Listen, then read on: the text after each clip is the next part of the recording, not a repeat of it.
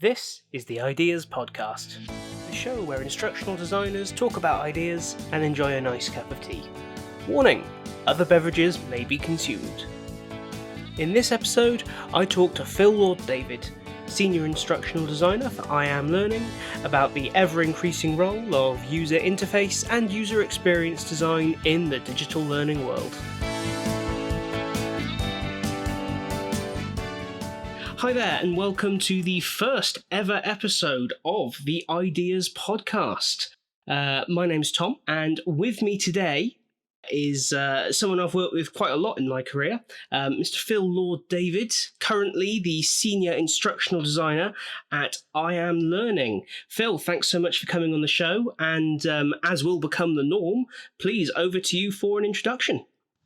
Brilliant. Cheers, Tom. Good. Cheers for having me. So I guess a bit about me. I guess my sole passion really in the learning industry has always been trying to kind of kill off corporate learning, if you like, and make learning engaging and fun again, like I'm sure we all are. But I always, say let's make people want to learn again rather than have to learn. Really, that's kind of everything I'm about, and everything that I've led in my kind of learning career has always kind of been in that target to kind of make people want to learn again. I think it's having worked with you across a few different businesses, Phill, I think that comes across in what you do, and we see what you share on LinkedIn. And that's why I'm quite looking forward to our kind of conversation today, because I know we're really going to focus on kind of how you use different user interface designs and user experience designs to make those things happen. But first of all, the important question that this show is all about: what will you be drinking during today's conversation? Well, I'm being a bit naughty and I've got a beer in hand, but in my defense, it is about 29, 30 degrees outside, and I'm in my office, which is a conservatory, so it's probably about 35 degrees actually in here. So I have got a very cold beer fresh out the freezer. Very nice. I think I don't blame you there at all. I have, despite being the inaugural edition of the podcast with tea right there in the strapline, I have also gone down the road of a nice cold beer. I say nice cold. It's been in the office for 20 minutes now, so it's really not very cold at all. But I am today enjoying a lovely stateside session IPA from Buckham Brewing. Which nice. They describe as a refreshing transatlantic marriage of citrus, resinous aromatics, and a malty bite. Now there's a mouthful. Indeed, I call it cheap at Aldi. Yeah, I'm not as posh. I've gone for a bit of Asda's Brewdog stuff. It's called Double Tropical IPA. It's quite nice. Quite nice. This is it. This is well. That's the important question done. From here on out, it's a bit more of a casual conversation, I suppose. So, I mean, I think UI and UX are two words, or four letters, however you want to look at it, that are thrown around the industry an awful lot, probably more now than certainly when I first started looking at instructional design and in L&D as a whole. They weren't really a major, or certainly weren't talked about as a major part of the role. Now you can't escape them. Why is it you think we're hearing more about them now than we ever have before? I guess it's just a shift in capability in some ways. I mean, we kind of live in this fast-paced society and workplaces where people need tech and learning that responds, really quickly, and it's efficient. Time is always the biggest barrier that people come up with when it comes to learning. So the ability to actually find a piece of learning and revisit maybe a course that you've already done and find that one little piece that you need at that moment in time is kind of imperative at the moment. And there's a number of different ways that people talk about it. Like you said, it's nothing new. I think it's just become more apparent in our industry as the likes of authoring tools have become more intuitive, and the capability of what you can do in those to create more intuitive and adaptable interfaces and experiences. I think that's been a big driver in it being a bit more of a hot topic, if you like. But learning is now heavily based around user experience, because the learner is the key part, I think. Like I said in my intro, I always think that the learner is the key part here. And I think we sometimes are very easy to disconnect ourselves to that there is a learner at the end, because we want to put more content in there, or just add that in there. I've heard that plenty of times over the year. Can we just this, and can we just add that? And before you know it, with all these little bolt-ons, you've got this course that's incredibly difficult to even navigate or find the content. I always describe digital learning or e-learning as, imagine it's a website, and we should be treating the design of it as such, because we all know how to use websites, but more importantly, the experience that you have there.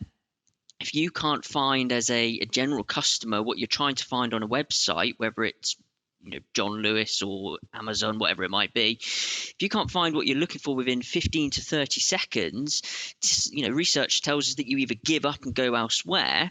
And that transfers into the learning world, where if a learner can't find what they want and what they need, or navigate back to that particular bit of content because they need to read up on that more or do that interaction again, they become frustrated. And then before you know it, they're remembering more about the terrible experience and how hard it was to navigate, rather than focusing on the great content that we're putting into these courses. And UI and UX isn't the big thing. It's not the only thing that makes learning intuitive and great. And I think I just want to kind of put that out there early doors, that I'm not saying that UI and UX, or LX as some people call it, is the be all and end all. But that should be the catalyst to great content and compelling stories and great interactions, really. Yeah, I think it's really interesting that you brought up the concept of it being from websites, because that maybe historically is where we've heard more about these terms. Things like the amount of time people will spend looking for something. Simple design rules for digital content, like the golden areas of the screen where you expect menus to be, where you expect to find key information, what you might expect to be at the bottom of the page rather than the top. And I think we are seeing, or certainly I think I'm seeing, much more translation from that kind of web design approach into what digital learning content looks like. I think certainly the days of click next slideshows with a quiz at the end are rapidly coming to an end, if they shouldn't have already. And yeah, I'm exactly. seeing How frustrating are those courses, which just click, click, click, click, click, and then you think, oh, what was that 20 slides ago? And nobody goes back, do they? So it's too difficult, right? You've got to go back through all other 19 slides to get to the one you want. Exactly. And then you think, oh, have I missed it? And then you're going forward again, and then it just becomes too difficult to find it. And you're right. I think, we are taking a lot more kind of web layouts as well. You just need to look at some of the quick authoring tools. They literally use that same interface of most websites. When I say think of your content as a website, what I don't want people to think is that you always have to lay it out like a website. You should still be creating a interface and an experience that's right for the content. It certainly don't need to change your interfaces and experience for every single content and every single course that you do, because then you spend more time trying to explain to somebody within the course how they navigate this and how to do X, Y, and Z, rather than just being able to get on and do it, if you like. Yeah, and I think actually that's a really just that moment there when you said about telling people how to navigate your courses. It's an interesting topic, 'cause it's something I've discussed quite a bit with different people in different places at different times. I know we've spoken about it before, but there are a lot of courses out there where the first 10 minutes of the course, let's say, are let me show you how to navigate this course. And there are several schools of thought on it, and I'd be interested to hear your take. But from my opinion, if your course has to come with almost like a mini course inside it to tell someone how to navigate it, your design could be a bit flawed there. like as you're saying, websites would never have that kind of instruction on them. If you're lucky, occasionally you get these quite new websites with like the little, almost like a joking instruction about an arrow pointing, click here to get started or something like that. But certainly not a full mini course of instructions. Yeah, and it's one of my, I guess, hates in e-learning that, and you do get clients sometimes, or you get stakeholders that ask for that sort of thing because they do worry about their end people saying, well, will they know how to navigate it? But I think if you are having to explain how to navigate a course in what is a very digital world now, we all have mobiles, we all use websites, most of us probably use apps more so than anything now, and not a single one of those platforms come with a how to navigate it. You don't download an app off somewhere and then it comes with a how to use it. It might come up with a let's get you started, but that's more personalization rather than the how to using it. So I think sometimes we really overcomplicate things because we're trying to do something new and we're trying to be bigger and we're trying to be better, and we don't always need to reinvent the wheel. If anything, not reinventing the wheel when it comes to our interfaces can actually play to our favor, because there are so many recognizable sort of icons, and like you said, certain places to be putting menus. Burger menus is kind of a classic. Who doesn't know how to use a burger menu? Those three little lines in the top left hand corner that you get on every single app, basically. By including that sort of thing into our interfaces, what it allows the learner to do is focus on the learning and what they're actually doing rather than the how to navigate it. And I guess there's kind of four things that UI and UX kind of breaks down into, and it's probably the process that they go through to discover content. It's about the sequence of actions that they have to take to get to that content, and I guess the number of clicks. Always ask yourself, how many clicks do I have to get to a certain point? The thoughts that arise when they try to accomplish a task. And in our case, the thoughts we want it to be is on the content, not why can't I click this button, or why isn't this changing? I've completed that. Why is it now not marking me as complete? The impressions they take away as well, I guess, is the ultimate thing, because I always say that UI and UX, a good design of navigation, should be the unsung hero of a course, and that somebody shouldn't leave a course thinking, wow, that was really easy to navigate and what a brilliant experience. They should be going away thinking, wow, I really learned something, and along the way I had some great fun. So there's that old saying that less design is more, and I think we can really take a lot from that, because we are very quick and very easy sometimes to try and overcomplicate our courses. Yeah, I couldn't agree more with that. It reminds me of an interview I watched a long while ago now, actually, with like some special effects people from movies.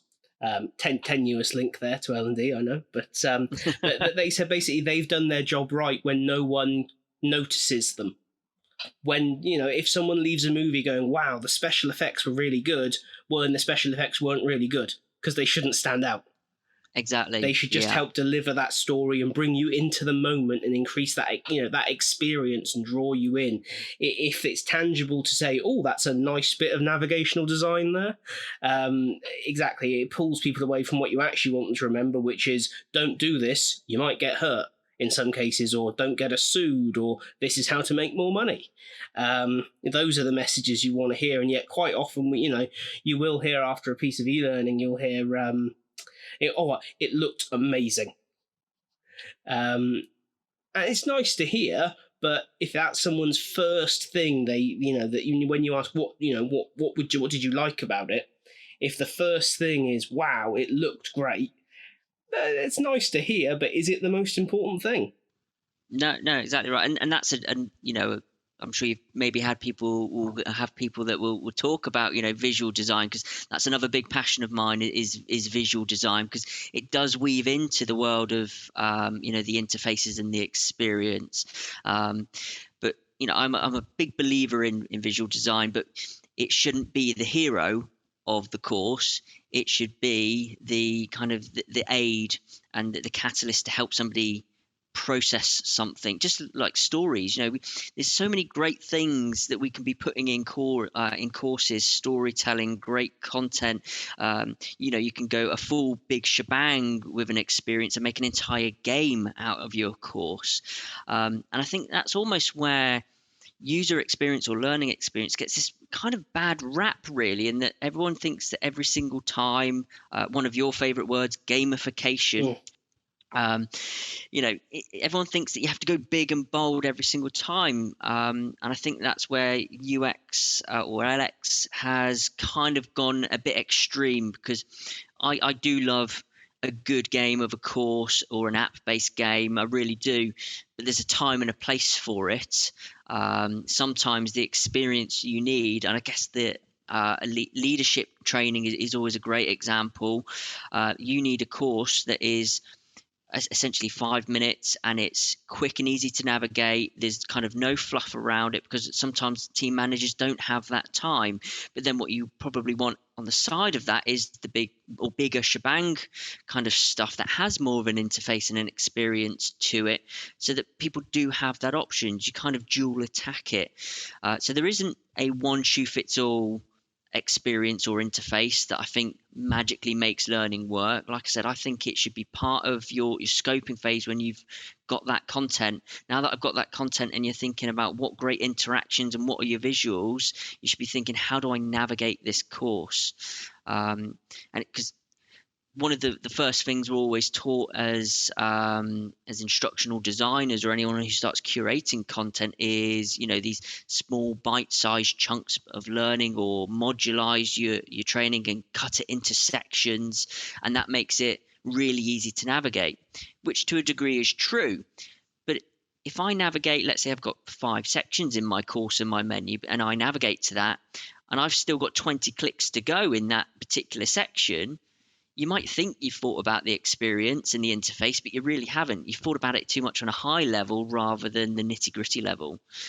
I always there's 2 tests I always do with any course. A, give it to somebody who is not tech savvy. And if they can navigate, it's kind of foolproof.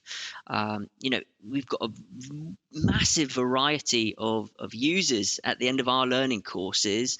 There's bound to be 1 in 100, maybe, that do get stuck. I would say typically that's probably because they haven't read what's on screen to tell them what to do in that interaction. But it's inevitable. You can't please everybody, just as much as you can tell a great story and it won't necessarily resonate with everybody. And the other test as well I would always give it is the kind of the recapping test. Everyone always, not everybody always, but a lot of people I found, whenever I've spoken to them about interfaces and experience, they'll always think about the happy path and the learner going from A to B to C to D, rather than thinking, well, actually, if I'm at D, how do I get back to A? How easy is that? And if I'm at A and now I want to get back to A part 3, how easy is it to me to get to that particular part? So always put it through the recapping test, not always the happy path, as it's sometimes called. Yeah, I think that's it's certainly a challenge. I think when you look at a lot of briefs out there, whether you're working internally or externally, especially at the world we're in now, where there's this mad rush to go digital for obvious global reasons. It's not going to stop anytime soon, and there's a lot of requests out there for, I've got a 500 slide PowerPoint deck, I need it converted to e-learning. I'm going to be delivering a 6-hour Zoom training session, or on Teams, or whatever it might be. There's a scary number of that out there that, you're right, allows absolutely no ability for the learner to jump anywhere except go in a straight line. Yeah. And I think sometimes we we can be scared from a learning industry point of view of giving people control of their Yeah. experience, and we do force people down maybe a path that we think, well, this is the right order of the content, so therefore somebody has to learn it in that way because I've curated it, and that's the order that my Word document is in, or my PowerPoint. But not everything has to be learned in order. We are adults at the end of the day. If something's not making sense, we have to trust that people will say, you know what, this doesn't make sense at this point. Why did I skip 4 sections ahead and not start at section 1? But then you can also, and again, I come back to authoring tools.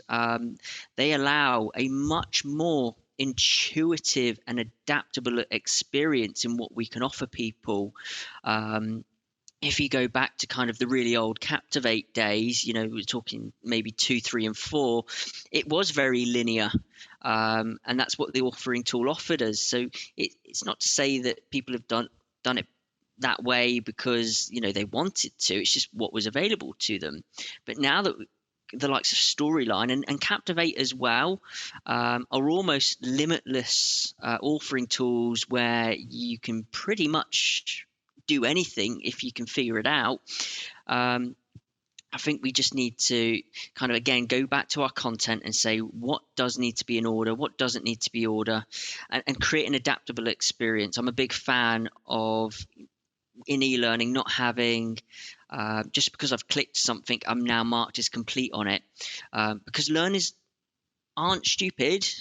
We might think they are sometimes, and we'll always place the blame on our learners if something can't be done or people haven't learned it right.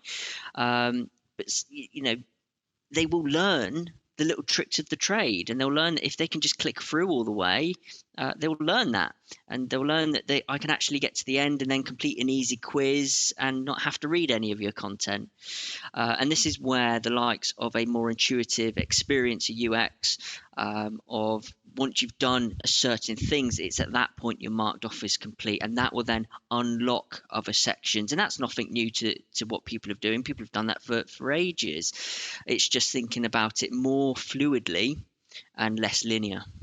And I guess then it's trying to bring as much context into it as well, right? Rather than just people being asked to regurgitate facts to prove that they've paid attention. It's getting them to, take what they've been told within the course, asking them to consider their own experiences, synthesize new approaches for dealing with things, and trying to find a way to challenge them to use the information rather than just regurgitate the facts. Yeah, exactly. There's a number of different things that we can do in courses. Just because it's digital doesn't mean it has to remain digital. You can. We often use something called takeaway tasks, which is an additional resource where the learner is taking what they've learned in that course and they're proactively doing an activity or a challenge that's relevant to that course in their own workplace. Or within a course, we might have a kind of a bit of a reflection time, and it doesn't need to be write down your notes in the course all the time. It can be as simple as just take 5 minutes and jot down this on a piece of pad. Just let them know that they would need that at the start of the course, of course, because what you don't want them to do is halfway through suddenly start hunting around for a pen that they haven't used in 5 weeks. That's again part of the experience in the setup. But you can create really compelling learning, and like you said, really make them think about what they are doing and how they apply it. That's the key thing. How do we use an experience within a course to get them to apply as best as possible what they are learning? But I still think there's a great way of weaving in online stuff, additional resources, and practical, like I said, takeaway tasks. That in itself is still a whole experience if the content warrants it. Absolutely. I mean, that really mimics what, certainly what universities, higher education has been doing for, a very long time. More recently, it's become digital rather than face-to-face, of course. But I mean, I did my degree online. And that was all about having some digital content and then being asked to go away, complete an assignment, bring it back. Come back the next week, engage in a 2-week forum discussion about a set topic, where you need to really contextualize and show not that you could regurgitate what the lecturer had given you in digital format, but that you could go off, do research, consider what you'd been told, and form your own approach and opinions and views. And I think those are tools maybe that we certainly in corporate L&D, or internal L&D, if you will, we don't use those simple tools enough. Asking people to go away, do something, and bring it back. Asking people to discuss something over a set period of time in a forum to get that going. We speak a lot about social learning, but that's an easy way to do it right there. Exactly right. And I guess it's almost that fear sometimes of, will they actually do it? Just as much as inside, the actual course, people are worried about not having a locked learning structure or locked order of doing things, because they worry that the learner will do something they shouldn't do. But I think we need to remember that we do have people out there that will do things in any funny order, and they can make sense of it. We're all adults, and we will, if something doesn't make sense to us, we know that we've done something in the wrong order, we need to trust our people. Don't get me wrong, there is a time and a place to lock certain parts of a course, absolutely. But it's thinking again back to that content. I'm always driving it back to that content. If the content doesn't warrant a locked structure, don't give it a locked structure. If the content warrants a really big game, and you've got the time, and your audience can have that time to do a bit of a bigger, more fun game-based course, then do that. So always think of that learner, always think of that content, and give them the experience that they need rather than what you want. I think sometimes we can try and shoehorn an idea into a course because we've got this kind of really cool idea. I want to do this, and then you start warping the content and you start adapting the game rules, and before you know it, you've kind of got this Frankenstein strange course that you're having to explain at the front how to navigate it. It's brilliant to have these great ideas, park them to one side, and then use them for when that time is right. We're all creative people in this industry, and we all want to give all of our best in every single course, but sometimes simpler is better. Absolutely, and I think that's kind of carried out in quite an interesting report that I got emailed to me today, actually, that was conducted by the Brandon Hall group with Docebo, the LMS provider. And they were obviously looking at LMSs and platforms, but I think a lot of what we're saying about the digital content we're creating, actually the same couple of things apply. It's all about what people are looking for, and they're looking for easy navigation, minimal to no training involved in being able to use the platform. They want a platform that's fun and engaging to use, and they want a platform where they can easily find the information that they want, where they can get their answers as quickly as possible. It's scarily similar, and they're scarily basic things to want from a platform. And yet in the same report, we're seeing 55% of people going, "Oh, I'm not quite getting that." Yeah. And I think we sometimes forget that an LMS is part of that whole learning experience. You could create the best course in the world, but if you don't have a learning management system or a learning experience platform, whatever people want to use these days, that's a whole argument in itself about what's the best platform out there. But if your platform doesn't allow your content to be accessible from the start either, you've just killed your experience before the person's even got there. Absolutely, and I think good examples of that are really fantastic content being loaded onto an LMS that doesn't have single sign-on, so you've got to navigate to it, log in, recover your password when you realise you can't remember it because you haven't actually done anything since your last mandatory training session 6 months ago. You've then got to navigate to the dashboard, the relevant course catalogue, realise it's been catalogued incorrectly, search for it, but search title doesn't actually bring it up. You can spend a long time dancing around a poorly optimised and designed platform to find one simple bit of information. Whereas, with technology being as it is now, You know, I mean, when I log into my system in the morning, I've got a single USB drive that I plug in, and it's got my logins for pretty much everything I use on a day-to-day basis as a two-factor authentication. As long as that's in there, I'm logged in. If I can manage that in a home office, businesses should be using single sign-on to remove, 2 or 3 steps. Most of the LMSs now integrate with things like the Office suite. Microsoft Teams is probably the most used thing on the planet right now. So we should be looking at, how do we get from I'm working, which means I've probably got Teams open, to I'm doing some learning.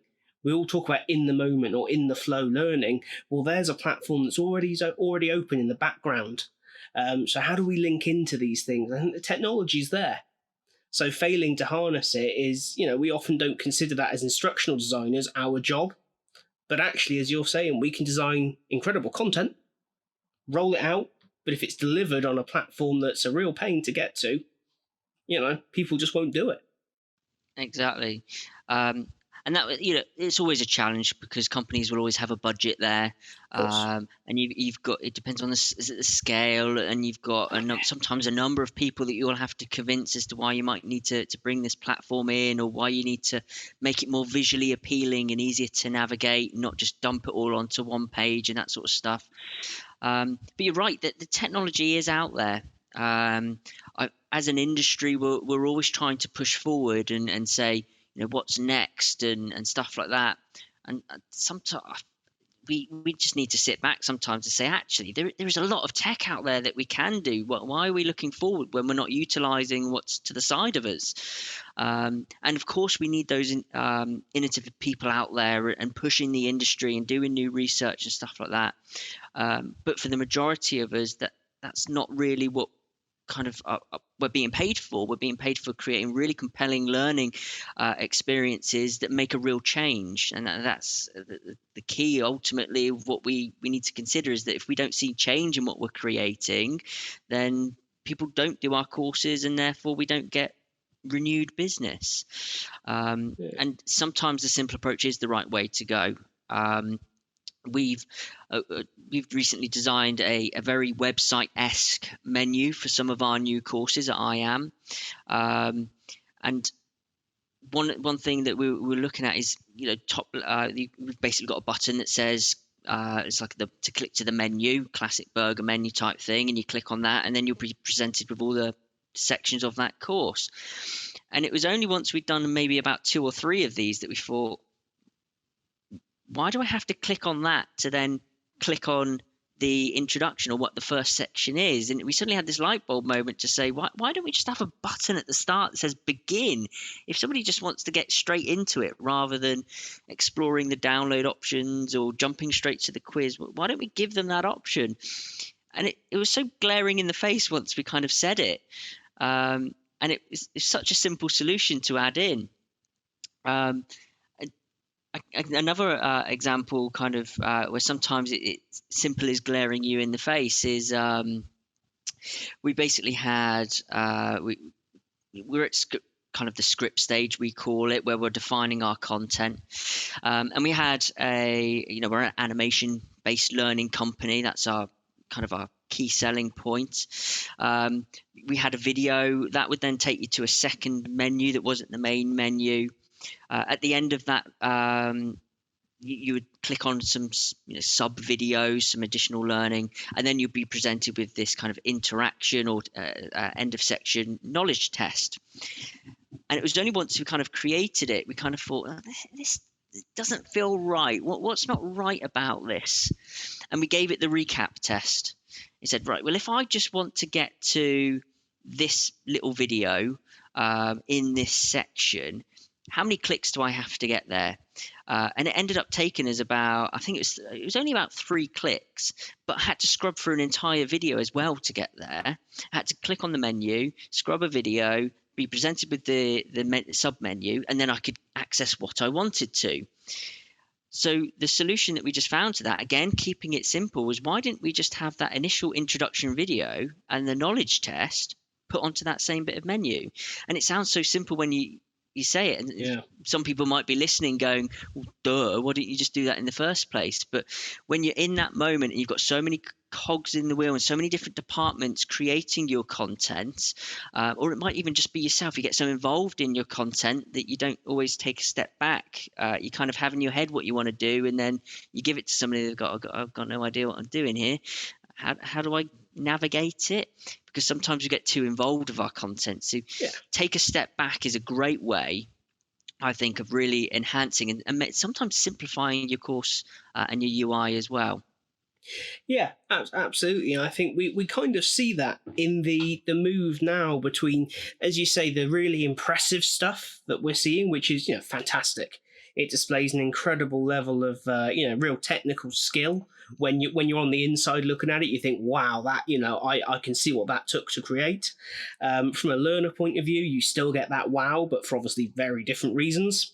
But there's also a real push in content to say what actually needs to be here and what doesn't. What does this person, or what is this person able to do at the end of the course that they couldn't do before? And if the answer is be aware of or understand, stop building the course. And I've got to admit, I'm a huge fan of the growth of that consideration. Is that if I can't actually do anything at the end of your course, why should I do it? And I think when we talk about user experience, that's a side of it that we kind of forget, because for so long we've heard of learning objectives are in of themselves you know, a whole issue based on some very iffy assumptions about how learning works. You know, the fact that so many of them start with be aware of or understand or show an understanding of. I'm still not entirely clear on how someone shows an understanding of something. I might be able to do something, but I can't show you my understanding of it unless you've got an extraordinarily complex quiz coming my way, which I hope not. It involves essays and all sorts. I think that can only be a positive thing, and it's not to say that one side is right and the other is wrong, but that we need both. We need those really impressive, you know, almost like hero interactions that say, here's a game, here's a, you know, I've seen some incredible stuff recently shared online, things like, you know, race car simulators and all sorts of things, really impressive, but also those really sharp 5-minute almost resources rather than courses. And I always kind of think of, you know, that person who is on their third week in a call center. And this is quite a specific example that's, you know, personal to me, because it's something that I've seen. I know you've seen it as well, Phill. Third, you know, whatever week they're on in a call center, they need to know how to do a successful, you know, security check at the start of a call. They don't want to do a 20-minute gamified, highly interactive piece. What they want is a checklist. And I think we overlook that sometimes as part of what instructional designers are here to do. What they want is a really brief, this is how to do it. Maybe if you want to go for a bit of a, you know, shiny example, you could put a cool recording on there of the perfect opening or whatever it might be. But really drilling down to what that user needs as opposed to what we want to create is, you know, go exactly as you said right at the start of our conversation today, back to the content, what matters. Exactly. You know, it's always hard to try and make compelling contextual e-learning, and especially for off-the-shelf content as well, or if you're designing a course that's going to be sent across multiple different departments of all areas of your business. Absolutely. And you nailed it on the head there when you kind of talked about the checks at the start of the call, that sometimes we have to admit that digital learning isn't the right place for that practical side of that content. You could argue that you could give somebody a decision tree as a interaction, but you're still giving them the options. They're not really thinking on their feet, and if you give people options, they will, with a degree in that scenario, say, if you present somebody with, for example, check again this, they'll probably go, oh, that probably wasn't right then, let's check that again. Yeah.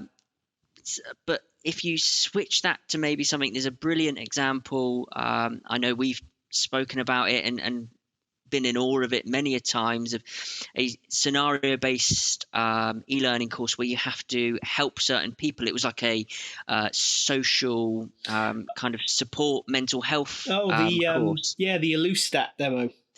Exactly right. Yes. And that's a prime example of where the content warranted that sort of experience. If you've not checked it out, you can do a quick Google search. If you do Elucidat, I think you put Elucidat 15 e-learning examples or something like that.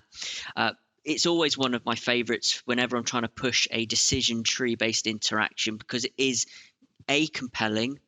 It's intuitive and it's adaptive to the decisions that you are making, but it's not obvious decisions. It's not glaring you in the face where you've got things like do nothing, run for help and find the nearest pub, uh, or help them.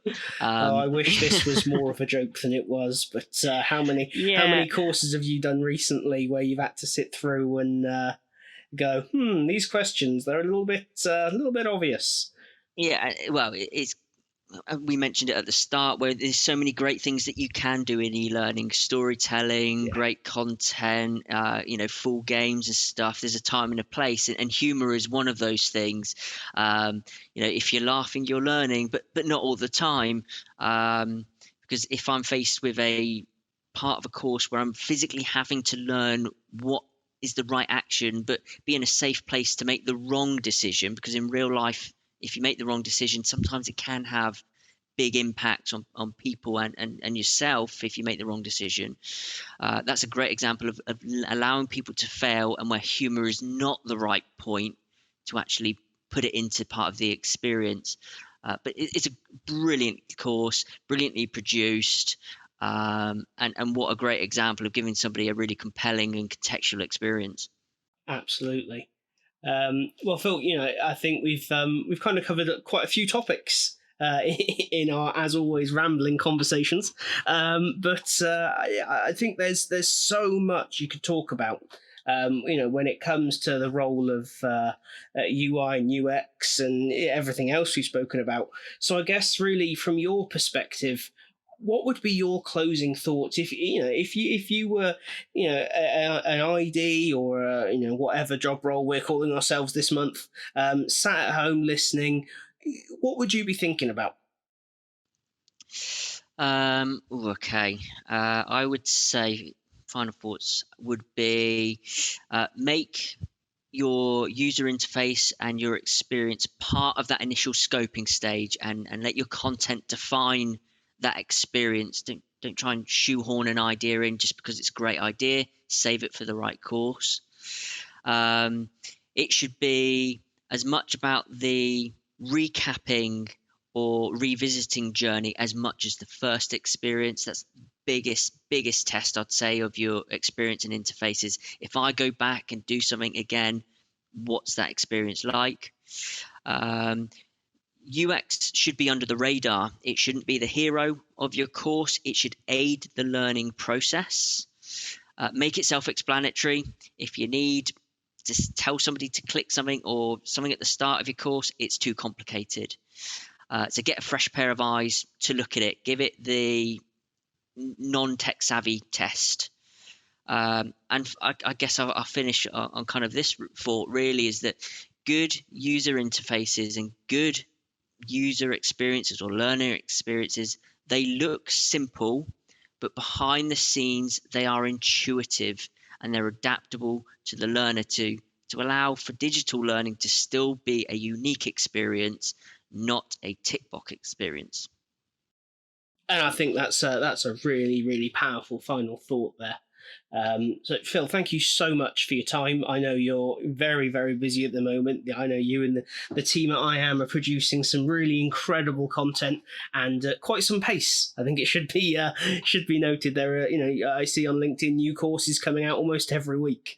Yeah, we are very busy, and it's exciting times at the IAM Learning team. There's certainly a never dull day, and there's certainly a lot of hard work and a lot of laughs that go along the way. But yeah, we're going at some pace. Good stuff. Well, the world needs more great content. So thank you so much for your time. I'm sure we'll hear from you again in future. I'm sure you will. I'm not usually quiet about learning and stuff. It's a great passion, as it is with all of us. Thanks for listening to this episode of the Ideas Podcast.